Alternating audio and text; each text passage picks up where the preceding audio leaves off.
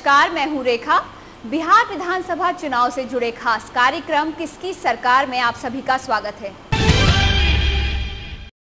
बिहार विधानसभा के चुनावी महासंग्राम में उतरने के लिए जितने भी राजनीतिक पार्टियां हैं, सारी चुनाव तैयारियों में लगी हुई है और जितने भी राजनीतिक दल हैं, चुनाव को लेकर पूरी जोर आजमाइश में लगे हुए हैं।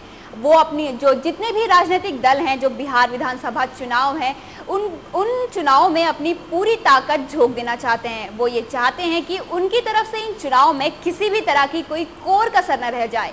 और इसी बीच इन तैयारियों का जायजा लेने पहुंचे हमारे संवाददाता तारिक महमूद डेहरी विधानसभा क्षेत्र और जाना वहां के राजनेताओं से, वहां के राजनीतिक दलों के नेताओं से कि उनकी क्या तैयारियां चल रही हैं इन बिहार विधानसभा चुनाव को लेकर। आज हम मौजूद है 217 डेहरी विधानसभा क्षेत्र में। यहाँ चुनाव की तैयारी शुरू हो गई है।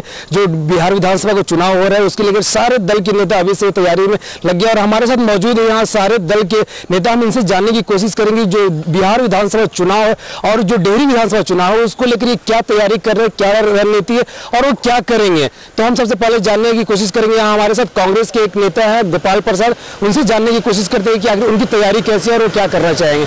हाँ, तो गोपाल प्रसाद जी, आपका स्वागत है रफ्तार में। हम जानना चाहेंगे कि जो विधानसभा जो चुनाव होने वाले हैं उसको लेकर आपकी क्या तैयारी है। पूरे क्षेत्र में कांग्रेस के कार्यकर्ता छाए हुए हैं।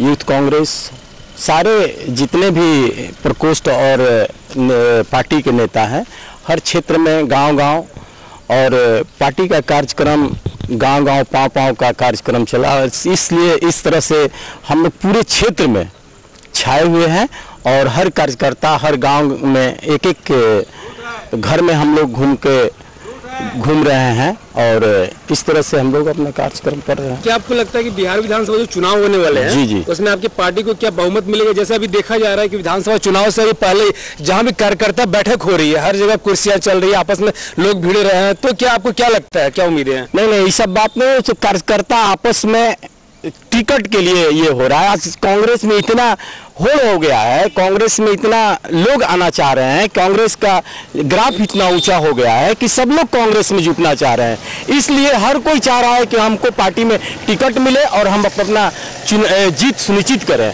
इस समय पार्टी का ग्राफ इतना ऊंचा बढ़ गया है और दिन पर दिन बढ़ते जा रहा है, तो कार्यकर्ता लड़ नहीं रहे हैं, कार्यकर्ता इसमें शामिल होने के लिए लड़ रहे हैं। बिहार विधानसभा चुनाव होने वाला है, उसमें क्या आप किस मुद्दा को लेकर अब जाएंगे यहाँ पे? इसमें तो साफ है कि इस समय तो दो मुद्दा आ गया है। अभी जो घोटाला हुआ 11,000 करोड़ का, ये सबसे बड़ा मुद्दा है कांग्रेस के लिए। इससे बड़ा मुद्दा क्या हो सकता है? जैसा कि गोपाल प्रसाद ने बताया कि ये जो इनकी कार्यकर्ता की बैठक हो रही है, सारे लोग हो रहे हैं, यहाँ तैयारी जबरदस्त हो रही है और उम्मीद है कि कांग्रेस का इस बार विधानसभा यहाँ पे सरकार बनेगा। और जैसे इन्होंने घोटाले की बात कही कि जो बिहार में जो घोटाला हुआ है 11,000 करोड़ रुपए का, इसमें नीतीश कुमार को कहीं ना कहीं कुछ नुकसान पड़ेगा। तो हम जानने की कोशिश करेंगे। हमारे साथ जदयू के भी एक नेता है, उनसे जानने की कोशिश करेंगे जो 11,000 रुपए का जो घोटाला हुआ है उसमें इनका क्या कहना है। हाँ, तो अशोक प्रसाद जी, आपको स्वागत है रफ्तार में। हम जानने की कोशिश करेंगे, जैसे गोपाल प्रसाद जी ने बताया कि जो 11,000 करोड़ का जो घोटाला हुआ है, तो उसमें आपको क्या कहना है? अभी तो उनको पता ही नहीं है कि घोटाला किसको कहते हैं और वित्तीय अनियमितता किसको कहते हैं। ये दोनों दो चीजें हैं। देश के किसी भी स्टेट में, 26 स्टेट हो या केंद्र सरकार खुद हो, एसी और डीसी बिल के बारे में एक अलग ही उसका परिभाषा होता है कि जो हम काम किए वो एसी डीसी के बिल में आता है, जो उसके बदले में हम जो बिल जमा करते हैं उसको डीसी कहते हैं। तो ये अनियमितता में नहीं आती। अगर महाराष्ट्र सरकार के हम देखें तो 26,000 करोड़ का उन पर घोटाला का चार्ज लगेगा। झारखंड में अगर 2,000 से देखें अभी तक, तो इन पर भी कई 1,000 के घोटाले की बात है। अगर केंद्र सरकार की बात को भी देखें हम लोग, तो उनके यहाँ भी इस तरह के कई घोटाले मिलेंगे। होता क्या है कि जो पैसा खर्च किया जाता है वो 6 महीना साल भर के अंदर उसकी हिसाब कोई सरकार नहीं दे सकती है। उसके लिए 2 साल 4 साल 5 साल लग ही जाते हैं। तो और ये क्या लगता है आपको कि ये जो घोटाले की जो बात हो रही है, जो भी आप कह रहे हैं वित्तीय अनियमितता है, तो इसको लेकर क्या कोई फर्क नहीं पड़ेगा? जो विधानसभा चुनाव होने वाला है इसको लेकर कोई फर्क नहीं पड़ेगा जदयू पे? कुछ नहीं, ये फर्क ये तो आप जैसा पत्रकार बंधु जानते हैं, आप लोग ही इसको उजागर करते हैं और बताएं कि 2002 से लेकर के 2008 के बीच में इस तरह की कुछ बातें हुई है। तो 2000 से लेकर के 2005 तक ये खुद ही कांग्रेस वाले राजद के साथ थे। तो क्या इन पर भी घोटाले का चार्ज होना चाहिए? 2005 के बाद से जितने भी ये बातें और आ रही हैं, तो उस समय ये बात उतना उभर के नहीं आया, क्योंकि अब चुनाव का समय आ गया है और बीच में इनके राष्ट्रपति शासन भी 11 महीने के लगी हुई थी, तो ये भी उस घोटाले में शामिल है। ये क्यों नहीं कहते? लेकिन हम नहीं कहते कि घोटाला शब्द है, चाहे उनके लिए हो चाहे किसी और के लिए। घोटाला शब्द नहीं, ये वित्तीय अनियमितता है जिसको समय रहते उसको सुधार किया जा रहा है, और कोई ऐसी बात नहीं, घोटाला चीज है ही नहीं बिहार में। और नीतीश कुमार के नेतृत्व में घोटाला सब तो घोटाला बाजों को खुद जेल के अंदर कर रहे हैं। जैसे अशोक पासवान जी का कहना है कि जो ये घोटाला नहीं है, वित्तीय अनियमितता है, और इसमें राजद के शासनकाल में भी कुछ घोटाला हुआ। तो हमारे साथ राजद के भी नेता, हम उनसे जानने की कोशिश करेंगे कि उनका क्या कहना है। ये राजद के शासनकाल में भी ये घोटाले की बात हो रही है 2002 से 2005 के बीच, तो आपको क्या कहना है? राजद के समय में और आज के समय में ये सुप्रीम कोर्ट स्पष्ट कहा है, आज के समय में जो घोटाला ये मैं मानता हूँ कि आज इनका जो 11,412 करोड़ का घोटाला है, जिसे ये अनियमितता कहते हैं, तो ये वास्तव में ये घोटाला वित्तीय अनियमितता नहीं है। आज इनके रूल बनाए जा रहे हैं कि इसकी खानापूर्ति की जा सके, और एक यही विभाग नहीं है, सारे विभागों में इस तरह के घोटाले हैं जो परत दर परत चुनाव से पहले सब सामने आ जाएंगे। मैं उम्मीद करता हूं कि भारत की आज़ादी के बाद से बिहार में जो घोटाला हुआ है ये सबसे बड़ा घोटाला है। इस तरह का घोटाला आज तक इतना। क्या लगता है कि राजद को इसका फायदा मिलेगा? राजद को निश्चित रूप से फायदा मिलने जा रहा है, और आने वाले विधानसभा चुनाव में हम स्पष्ट बहुमत से उभर कर आ रहे हैं और हमारी सरकार बनेगी। जैसे इनका कहना है कि राजद को फायदा मिलेगा और राजद की सरकार बनेगी, तो हम जानने की कोशिश करेंगे। हमारे साथ बसपा के भी एक नेता हैं, तो उनका इस मामले में क्या कहना है? हाँ, तो आपका स्वागत है रफ्तार में। आप बताइए इस मामले में आपको क्या कहना है? इस मामले में तो जैसा लगता है हर स्टेट का या जैसा आ रहा है उस हिसाब से, तो अभी जब तक इसका सुप्रीम कोर्ट हाई कोर्ट ने जो स्टे लगा दिया है, इससे तो लगता है कि कहीं ना कहीं कुछ गलतियां हुई हैं।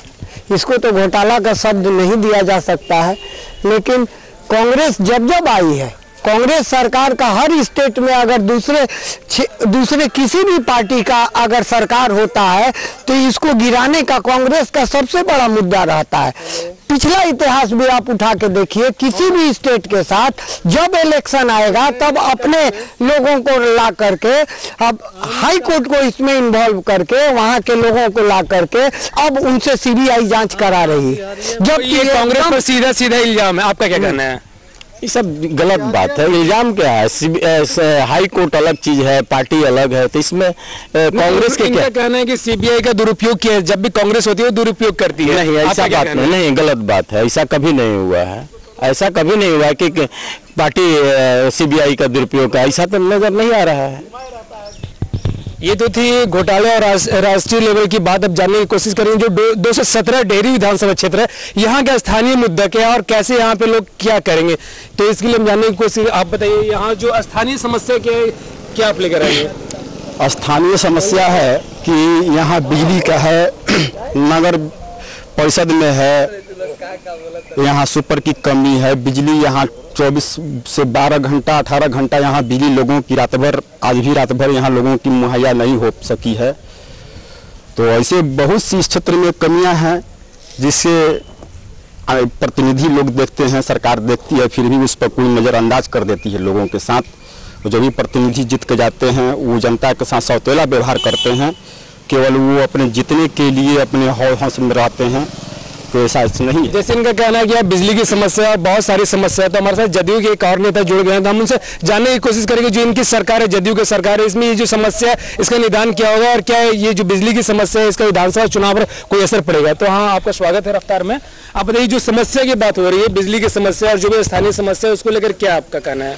देखिए, जहाँ तक बिजली की समस्या है तो मैं स्पष्ट रूप से कहूँ, माननीय मुख्यमंत्री नीतीश कुमार ने कहा है कि 2012 से पहले मैं सुबह में बिजली नहीं दे सकता, क्योंकि 2 प्रोजेक्ट में हमारे ही रोहतास जिला के ठीक बगल में औरंगाबाद जिला पड़ता है, वहाँ पर 2 प्रोजेक्ट चल रहा है। एक नवीनगर प्रोजेक्ट और एक घिरसिंडी प्रोजेक्ट, जो बाद में इसका नाम बदलकर नवीनगर थर्मल पावर प्रोजेक्ट कर दिया गया। एक एनपीपीटीसी का सहयोग चल रहा है, एक रेलवे का सहयोग चल रहा है। वो दोनों जब प्रोजेक्ट बनकर तैयार हो जाएगा तब बिहार में पर्याप्त मात्रा में बिजली मिलने लगेगी। तीसरा एक है इंद्रपुरी जलाशय परियोजना, जिसका पहले नाम था कदवन जलाशय परियोजना। अगर ये परियोजना के लिए हमारी बिहार सरकार ने केंद्र सरकार को लिखा है कि अगर आप फरवरी 2011 तक अगर आप एनओसी हमको नहीं देते हैं तो मैं उस पर काम लगाऊंगा, इसके लिए अगर हमारी सरकार रहे या ना रहे। और उसका टेंडर की भी प्रक्रिया शुरू हो गया है और भूमि अधिग्रहण की भी प्रक्रिया शुरू हो गई है। और जैसा आप सभी जानते भी हैं, यहाँ जितने भी लोग हैं सभी लोग जानते हैं पेपर के माध्यम से कि घिसटिंडी जो परियोजना है वहाँ पर कदवन जलाशय परियोजना, इंद्रपुरी जलाशय परियोजना इसका नाम हो गया है। तो जो परछा के पास ये बनना है, रोहतास जिला में परछा, और उस तरफ पड़ता है आपको कदवन। तो आपका कहना है कि जो बिजली को कोई समस्या नहीं, नीतीश कुमार जी पहले ही कह चुके हैं कि 2012 से पहले बिजली नहीं मिलेगी, तो इसका जो विधानसभा जो चुनाव होने वाला है इस पर कोई असर नहीं पड़ेगा। नहीं, देखिए विधानसभा, देखिए जब आपके इस राज्य का मुखिया ही बोलता है कि हमारे पास बिजली नहीं है तो हम बिजली दें कहाँ से। केंद्र सरकार से बराबर बिजली की हम मांग करते हैं, बिजली हमको मिलता नहीं है। हमको बिजली चाहिए 1700 कुछ मेगावाट, केंद्र से मेरा अधिकार है। बिजली मिलता है मात्र 900 कुछ मेगावाट, 900 कुछ। केंद्र से सौतेलापन व्यवहार होता है, सौतेलापन व्यवहार है, जिसके कारण बिहार में बिजली नहीं रह रही है। तो क्या आप कहना चाहिए केंद्र सौतेलापन व्यवहार कर रहा है? ये सब झूठ बात है, ये सब का बिहार में तो इतना भी नहीं हो रहा है तो कैसे होगा? जब खुदे कह रहे हैं कि मुख्यमंत्री जी 12 तक बिजली नहीं दे पाएंगे तो केंद्र कैसे भी इसमें सौतेला व्यवहार है? मतलब क्या इसका कुछ होगा ना? नहीं, ये नहीं, 17 ऐसा बात नहीं है, केंद्र सौतेला नहीं करते हैं, नहीं करते। मैं आपको बता दूं कि आप हमेशा पेपर में पढ़ते होंगे, आप लोग मीडिया से जुड़े हुए हैं, यहाँ जो भी जनता है, कि जहाँ जहाँ से बिहार को बिजली मिलती है वहाँ पर्याप्त मात्रा में कोयला नहीं दिया जाता है। कोयला पर पूर्ण रूप से अधिकार का घला होता है केंद्र सरकार का पूर्ण रूप से अधिकार होता है। और जब हमको कोयला नहीं मिलेगा, कहलगांव कभी कभी बंद हो जाता है, कभी कभी पतरातू बंद हो जाता है। जहाँ जहाँ से बिहार को बिजली मिलती है, चाहे कांटी हो, बिहार का अपना प्रोजेक्ट है, वहाँ बिजली नहीं देते हैं, कोयला नहीं देते हैं, कोयला की क्वालिटी खराब रहती है। कि हर तरह से केंद्र सरकार बिहार सरकार को परेशान कर रही है, जनता जान चुकी है। और इस विधानसभा चुनाव में जनता विकास के नाम पर वोटिंग करेगी।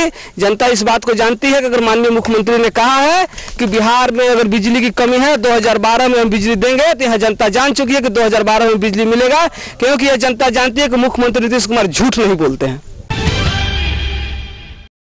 तो आपने देखा कि जेडीयू के कार्यकर्ताओं का कहना है कि नीतीश जो है कभी झूठ नहीं बोलते, और नीतीश ने जो बिहार का जो डेवलपमेंट करवाया है उतना आज तक जो बिहार में जो सरकार रही है आज तक किसी सरकार ने नहीं करवाया है। इसी खबर पर और नजर बनाए रखे हैं हमारे संवाददाता तारिक महमूद।